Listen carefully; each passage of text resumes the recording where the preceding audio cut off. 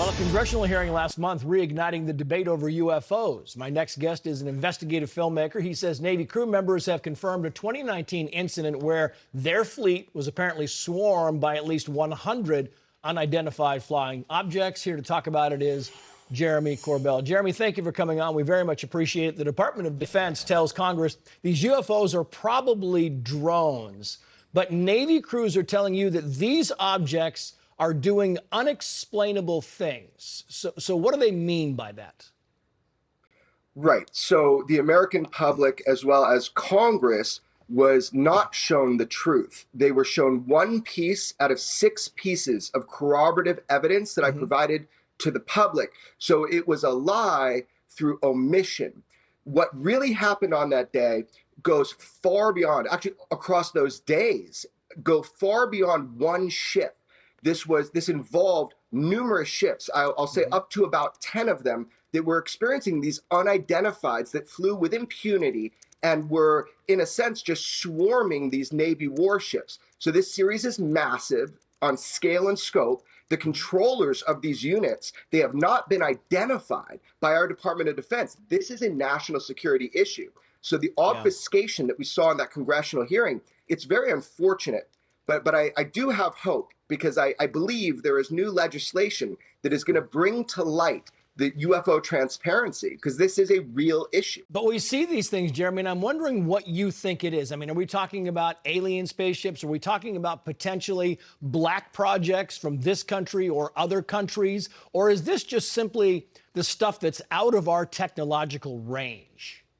Right. So that's kind of the key point, is that I don't know, we don't know, our Department of Defense doesn't know. They've ruled out that it's our black technology, and they ruled that out definitively. So whose is it?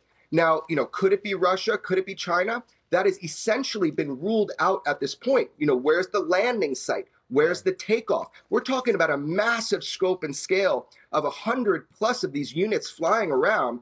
Now, the question is, they also showed unique properties, unique abilities. It is understood by our Navy that they're transmedium in nature. They were able to go into the water and out of the water. And I provided video evidence that shows something like that.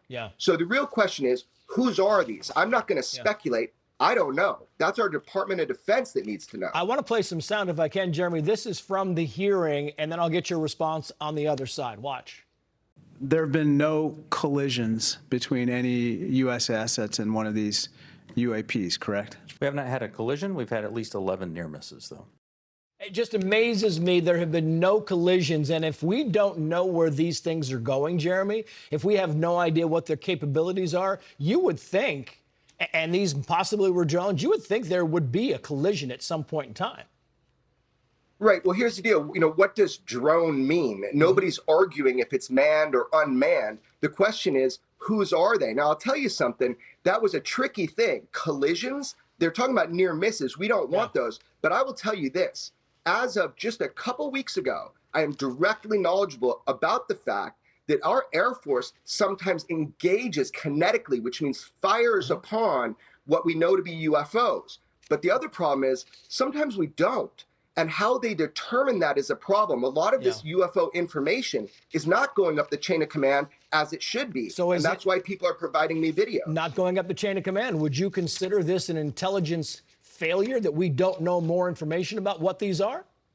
This is an intelligence failure beyond the scope of what we saw in 9/11. If we don't know who's operating right off our coast of California and flying with impunity in our restricted airspace, we have a real problem. I got to go here, but one crew member called the energy capacity of these, quoting here, world-changing.